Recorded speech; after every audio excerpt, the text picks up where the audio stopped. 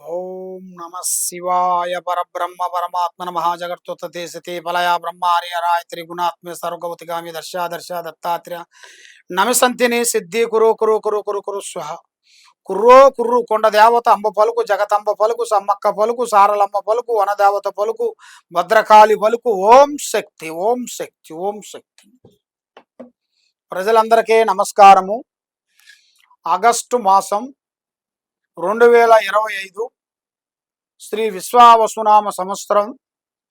మరి ఈ 12 రాసులకి స్థితిగతులు ఎలా ఉన్నాయి, యోగ నక్షత్రం ఎలా ఉంది, నక్షత్ర గడియలు ఎంతవరకు నడుస్తున్నాయి అనేది మనం ఇప్పుడు తెలుసుకోబోతున్నాం.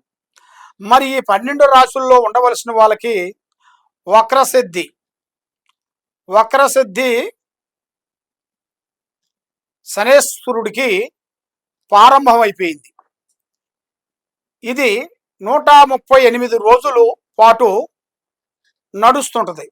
ఈ 12 గ్రహాలని ఒక్కొక్క గ్రహానికి ఒక్కొక్క విధంగా పవర్ చూపిస్తుంటది. ఈ వక్రసిద్ధి గ్రహస్థితి అనేది ఒక్కొక్క గ్రహాన్ని బట్టి మార్పులు వస్తుంటాయి. కాబట్టి మరి ఈ రాశుల్లో ఉండవలసిన వాళ్ళకి యోగం ఎలాగుంది, నక్షత్ర గడియలు ఎంతవరకు వచ్చినాయి, వాళ్ళ గురుదశ గురు బలం ఎంతవరకు వచ్చింది, గురు బలం ఎంతవరకు నడుస్తుంది, వాళ్ళ స్థితిగతులు ఎలా నడుస్తున్నాయి, మరి వాళ్ళు చేసే ఆఫీసులో కానీ ఇంట్లో కానీ వ్యవసాయంలో కానీ వాళ్ళ బిడ్డలకు కానీ వాళ్ళ కొడుకులకు కానీ వాళ్ళు చేయాల్సిన పనులు ఎలా ఉన్నాయి, ఎలా నడుస్తున్నాయి, ఎలా నడవబోతుంది, ఏ సమస్య ఏమిటా అనేది మనం ఇప్పుడు తెలుసుకోబోతున్నాం. ఈ 12 రాశుల్లో ఉండవలసింది గ్రహస్థితి, ధనప్రాప్తి యోగం, స్థాన యోగం, లక్ష్మీ కటాక్ష యోగం, శని ప్రభావం, గురు ప్రభావం. ఇలాంటి ఈ 12 రాశుల్లో ఉండవలసిన ఆగస్టు నెలలో ఏ విధంగా ఉంది, ఏ విధంగా నడుస్తుంది, ఏ విధంగా నడవబోతుంది అనేది మనం ఇప్పుడు చెప్పుకోబోతున్నాము. ఓం నమ శివాయ నమ. తదుపరి రాశి కన్య రాశి. ఈ రాశిలో ఉండవలసిన వాళ్ళందరికీ ఆగస్టు మాసం 2025 ఈ కన్య రాశిలో ఉండవలసిన వాళ్ళందరికీ, వ్యాపార రంగంలో ఉండవలసిన వాళ్ళకి, మరి వాళ్ళు ఎంత బిజినెస్ చేసినా ఎంత కార్యక్రమం చేసినా చేతికాడికి రావటం, చేజారిపోవటం, నమ్మిన వాళ్ళు వాళ్ళకి మోసం చేయటం, ఎవరు వీళ్ళు ప్రేమిస్తారో ఎవరిని గౌరవిస్తారో వీళ్ళని ఈ కన్య రాశిలో ఉండవలసిన వాళ్ళని అర్ధంతర పుత్రశోకం అంటారు.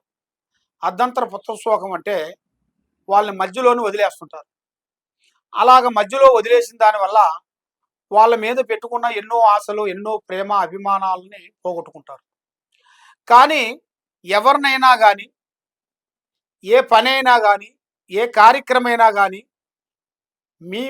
నీ మనసులో ఉండాల్సిన విషయము ప్రాణము లాంటి స్నేహితుడికి కానీ, ప్రాణము లాంటి దోస్తుకు కానీ, ప్రాణము లాంటి బంధువుకు కానీ, మనకి ప్రాణము లాంటి ప్రేమించే ప్రియుడికైనా కానీ చెప్పకూడదు.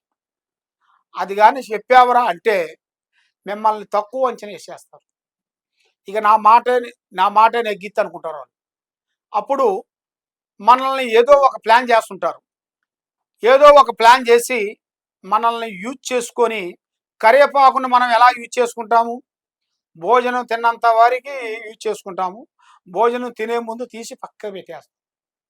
అదే విధంగా మనల్ని కూడా కొన్ని ఇబ్బందులు పెట్టే మార్గాలు కూడా చాలా వరకు కనబడుతున్నాయి.